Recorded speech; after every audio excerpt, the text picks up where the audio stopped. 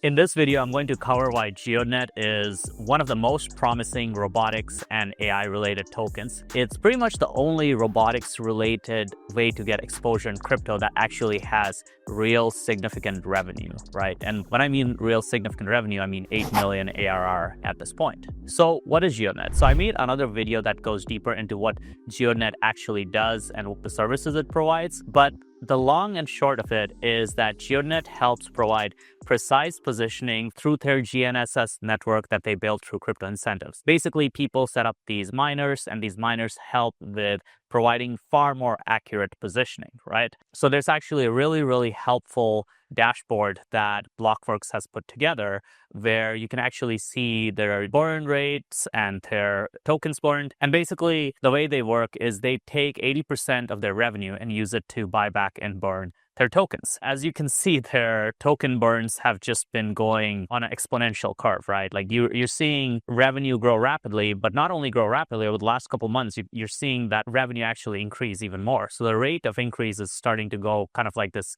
exponential curve. And you can see burn rate has also increased quite a bit, right? So this is the issuance versus burn tokens. So they're actually very close to becoming net deflationary with their tokens, which is very promising. So you can actually see on the monthly rate, it's pretty ridiculous in terms of how much their burn rate has increased, right? So with GEODNET, right, like I mentioned, they help robots with positioning, which is important because if you have robots deployed in the real world, you need to know exactly where they are. For example, if you have a robotic lawnmower and that lawnmower is off by 6 inches, that could be the difference between mowing your lawn and destroying your flowers. You need that centimeter level accuracy, and that's what GEODNET provides. Now, with their current traction, right, obviously, like I mentioned, they're at 8.3 million ARR. They also are working with clients like QuickTel, which has over $2.5 billion in revenue, Propeller Aero, which raised 25 million plus, lots of agriculture, construction, drone companies, and they also have a partnership with the USDA. So let's talk about the setup here, right? So let me tell you about my thesis. I think at this point with GEODNET, we're starting to see this breakout where they were essentially at around 2 million revenue a year ago. And then this year, they're able to almost triple that. So they went from something like 2.4 in late 2024 to 8.3 million at this point, which is early January in 2026. So they're essentially seeing a 3x growth rate, right? Now, they're also at this inflection point where a lot of these SaaS companies and tech companies actually really took off, right? And this is actually interesting because if you think about it, GEODNET's services are very scalable. They've built out this miner network. They have a ton of deployment. They're covering most of the areas that people have demand in. At this point, all they really have to do is just get more customers onboarded. There's not really a supply constraint. It's more so on the demand side. And they're providing a service that's actually in very high demand, right? So if you look at all these companies, which in the past have been able to go from that 5-6 million ARR to 50, 100 plus in a few years, they're almost always at that same place, right? They're serving a huge market. They've gone through a couple years of just trying to get product market fit, make sure that their customers are happy, and they're essentially serving like a blue ocean market with a product that doesn't have that much competition. So that's kind of where I think GEODNET's at, right?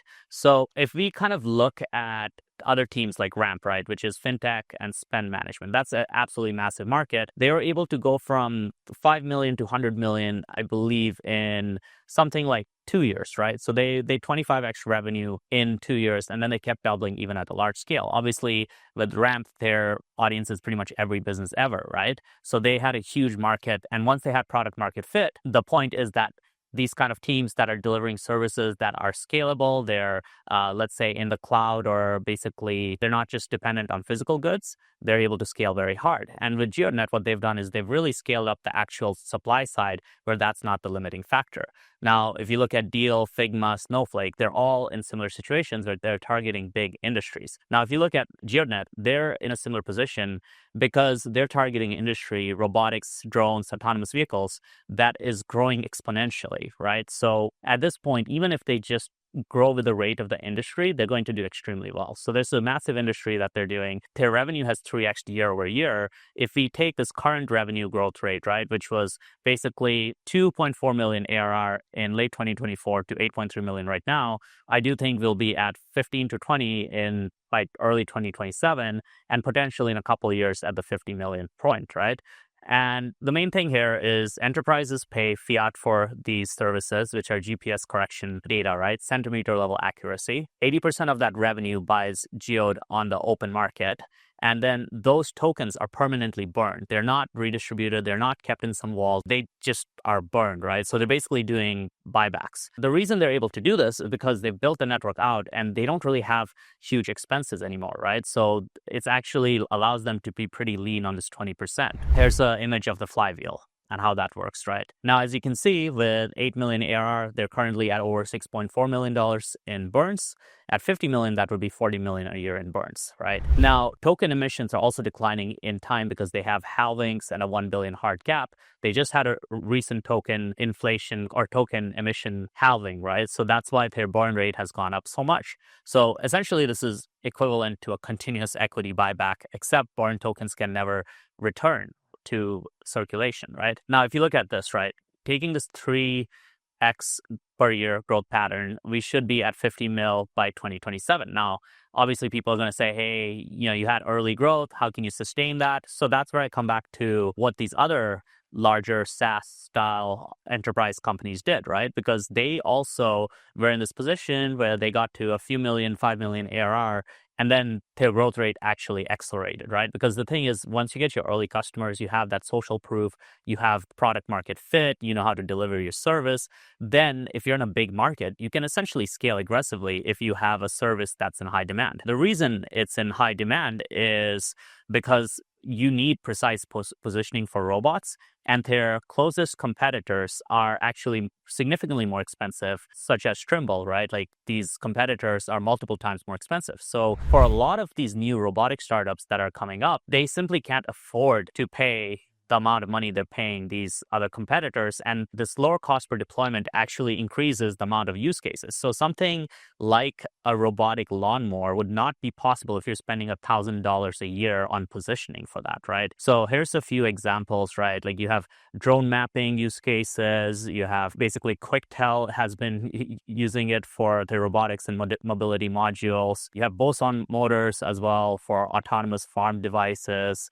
And boson motors is absolutely huge, right? Now, why does the market timing matter, right? So the precision GPS market is already growing at 10% annually, but it's been locked up by these legacy providers charging $1,000 to $2,000 a year. GEODNET delivers the same, or if not better accuracy with lower latency at $400 a year. And with specific use cases or specific teams, they actually reduce that pricing even further for bulk discounts, thus making new use cases possible, right? So if there's enough volume in it, GEODNET can go down in pricing. Now, the unlock here is every autonomous system needs this, right? Not want it, but need it, right? Like robotaxis need extremely precise localization. Agricultural robots also need this.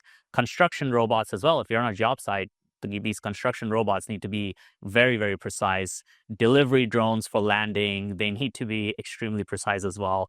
So 40% of agricultural GPS receivers already use RTK corrections because precision farming doesn't work without it, right? So this same shift is hitting pretty much every industry. Great thing is they've already have over 22,000 stations, right, of people deploying these to mine GEOD tokens. And this is the largest precise positioning network by node count. Trimble has a nearly, I think, a $20 billion market cap, if not more. And they're basically at a larger coverage, right? Their business model is also very light on operations, right? So they basically have a lot of resellers. So QuickTel repackages GeoDNet services, and essentially you have a lot of these other teams doing that. Now, let's see how the market would value other SaaS teams, right? Which, to be honest, I think a network is more valuable than a SaaS. But if you look at even traditional early growth SaaS multiples, they're at 15 to 25x revenue, proven scales 20 to 40x, and crypto infrastructure premiums, right? Like Helium at peak was at 50 to 80x forward revenue, Render probably significantly higher.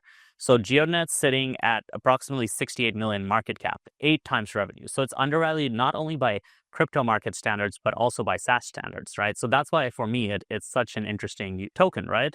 So realistically, if you're looking at a conservative 8x multiple, if they're at 50 million ARR, you're looking at a significant increase in valuation, right? And then obviously, if you get a much higher valuation, which is possible in a bull market, as well as, let's say, re-ratings, I would say, if anything, right now, tokens like this are undervalued compared to their Web2 counterparts. So I do think there's a strong possibility for re-rating here. Let's quickly chat about the team. So Mike Horton previously founded Crossbow, and they were acquired by Moog. They had over $150 million in revenue, so he knows positioning tech. Investors include Animoca, Parify, Vanek also got involved. This is really notable because most big asset managers typically don't come in with smaller tokens like GeoDNet. They also have Multicoin as a big holder as well, so that's also interesting. So there's obviously risks here. So for Trimble or Hexagon, it might be difficult to cut prices because their business model essentially involves expensive deployments of these stations, these RTK stations. So they'd probably be operating at a loss, while GeoDNet's decentralized model gets cheaper as more and more miners come on. Now, another big risk is adoption risks. Autonomy could take longer to scale. Robotics could be slower to deploy. Maybe we hit a wall. To be honest, I'm not sure on that, as it seems like if you look at CES and all the big news coming out of it, definitely feels like robotics is moving full steam ahead. There's tons of money being poured into it and tons of advancements. And I think this is the year we're just going to see a huge number of new robotics use cases. And having chatted to their team, it's pretty clear that they have a lot of pilots underway with smaller robotic startups that likely will scale up aggressively, right? So they're going to grow with their customers. So you're basically dealing with the tailwinds of a rapidly growing industry. So to recap, right, I do think that they're going to continue to scale aggressively. I do think they're going to build out new hardware products supporting the GEOD ecosystem. They actually, yesterday on our CryptoX AI Spaces, which we do weekly, Mike actually shared some alpha on some new hardware devices they're building out that will obviously lead to more GEOD usage. So I think GeoDNet is a pretty rare asset in the sense that there's real revenue, real customers. This is basically has great tokenomics for accruing value to the token. And the setup mirrors a lot of these ultra high growth SaaS businesses that 10x, 20x in a couple of years. The market's already exploding. It's growing bigger. They've found product market fit. They've found customers that want to use them. They have the early social proof. At this point, I think they're just going to continue to aggressively scale. So this is basically our personal thesis on it.